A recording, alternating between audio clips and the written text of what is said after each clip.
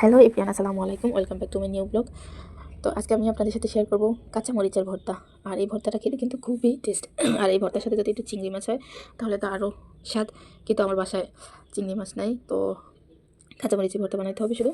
আমার মাছ ছাড়াও ভর্তা আমার সবসময় ভালো লাগে। অনেকের কাছেই শুনি যে জ্বর আসলে কিছু খেতে ভালো লাগে না, মুখে রুচি নাই, এই জন্য ভর্তা টর্তা দিয়ে সে খেতে পারে। কিন্তু আমার ক্ষেত্রে তার উল্টোটা, আমার সারা বছরই যদি একটু ভর্তা হয় তাহলে আর কিচ্ছু লাগে না। তো আপনাদের ভাইয়া তো অনেক এক এক সময় রাগারাগি করে, কারণ ও কন্টিনিউ যদি ভর্তা খাই আর আমি অনেক ঝাল দিয়ে ভর্তা খাইলে হয় কি পরে আমার গেস্ট্রিকে দেখা দেয়, এই জন্য মাঝে মাঝে কিংবা খাই না। কিন্তু মনটা পড়ে থাকে ভর্তার কাছে। আর এইদিকে আমার মেয়ে দেখুন আমার সাথে কীভাবে দুষ্টুমি করে, কোনো কাজ করতে আসলে তার এই দুষ্টুমি। তো আমি মরিচগুলো ভালোভাবে ধুয়ে পরিষ্কার করে নিয়েছি, পেঁয়াজ রসুন আর মরিচ এগুলো এখন কড়াইতে দিয়ে দিব। তো এইদিকে আলু ভর্তাও বানাবো। রাতে খাবার রান্না যা করছি একটু শর্ট পড়বে, এই জন্য চিন্তা করছি তো মরিচ ভর্তার সাথে আলু ভর্তাও বানাই।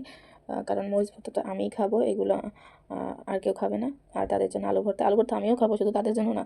তো এই তো সাবধানে ভাজবেন, নিয়েছি প্রেশার কুকারে তাড়াতাড়ি হওয়ার জন্য। আর অনেকক্ষণ সময় ধরে তারপর ভাজতে হবে। আর এখানে একটু তেল দিয়ে দিলাম, সাবধানে ভাজবেন কারণ মরিচ কিন্তু ফুটে ওঠে, তেল দিতে হবে।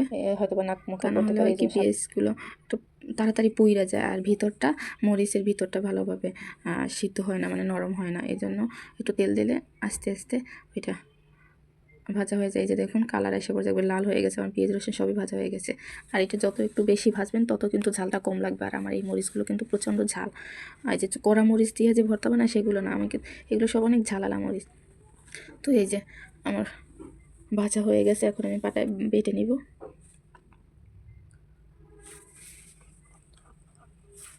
বাটা হয়ে গেছে। আমি তো যখন বাড়ছি লোভ সামলাইতে পারতেছিলাম না যে কখন আমি ভর্তা দিয়ে ভাত খাবো। ভর্তাটা এত পছন্দ আমার। তো একটু লবণ কম হয়েছে দেখে এই জন্য একটু লবণ দিয়ে দিলাম। লবণ দিয়ে ভালোভাবে আবার মিশিয়ে নিলাম।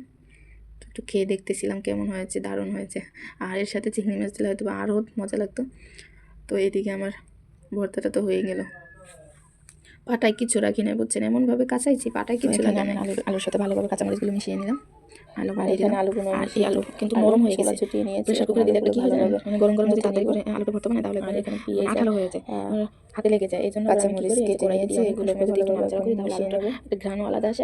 আর হলো শুকনো মরিচ ছিল, কিন্তু শুকনো মরিচ দিয়ে আমি ভর্তাটা বানিয়ে নিলাম। আর একটু ধনেপাতা কুচিও দিলাম, কারণ শীত মানেই তো ধনেপাতা স্বাদ। আর ধনেপাতা যে কোনো তরকারিতে দিলেই কিন্তু তরকারি স্বাদ হয়, ভর্তা তরকারি যে কোনো কিছুতে।